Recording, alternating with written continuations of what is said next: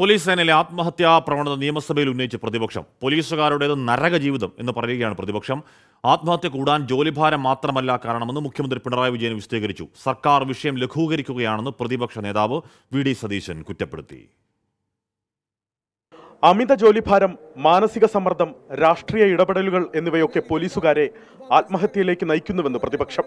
Police ഉദ്യോഗസ്ഥൻ Joby ദാസിന്റെ ആത്മഹത്യാക്കുറിപ്പ് വായിച്ചാണ് PC. Vishwanath അടിയന്തര പ്രമേയത്തിന് അനുമതി തേടിയത്. അപ്പവും അമലവും വിഷമിക്കരുത്, നന്നായി പഠിക്കുക, പോലീസിലല്ലാതെ ഏതെങ്കിലും ജോലി നേടിയെടുക്കുക, അമ്മയെ നോക്കുക.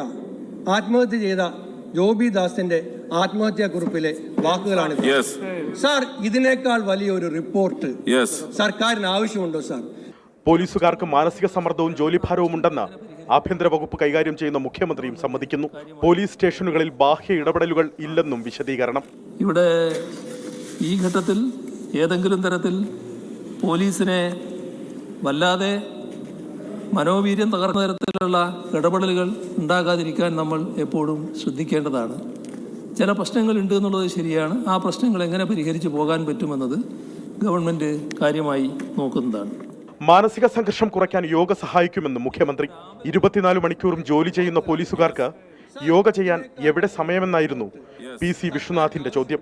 പോലീസിലെ രാഷ്ട്രീയ ഇടപെടലാണ് പ്രശ്നങ്ങൾക്ക് കാരണമെന്ന് പ്രതിപക്ഷ നേതാവ് വി.ഡി. സതീശൻ കുറ്റപ്പെടുത്തി. അങ്ങ് എത്ര ഭംഗിയായിട്ടാണ് ഒരു സ്റ്റേറ്റ്മെന്റ് ഇവിടെ നടത്തിയത്. ബാഹ്യമായ ഇടപെടൽ കേരള പോലീസിലില്ലാന്ന് അങ്ങേക്ക് നെഞ്ച് കൈവച്ച് പറയാൻ പറ്റുമോ?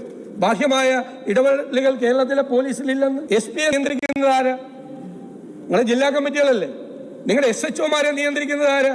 ഏരിയ കമ്മിറ്റികളല്ലേ? അടിയന്തര പ്രമേയത്തിന് അവതരണാനുമതി നിഷേധിച്ചതിനെ തുടർന്ന് പ്രതിപക്ഷം സഭയിൽ നിന്ന് ഇറങ്ങിപ്പോയി.